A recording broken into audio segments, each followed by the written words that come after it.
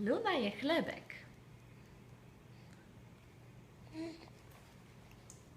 Dobry chlebek, tak? Uj, uj, uj, uj, uj, uj, uj, uj. A teraz zabierzemy Lunie chlebek. Daj mamusi, daj mamusi, daj.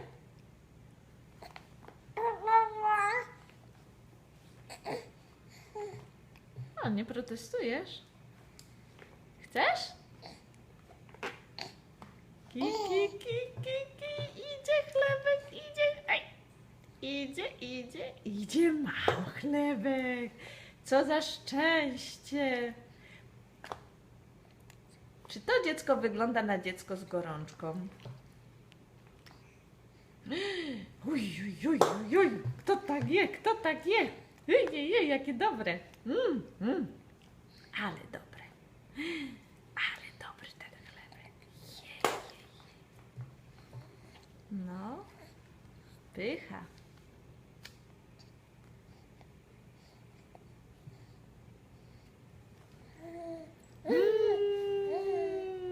Jaka szczęśliwa dziewczynka.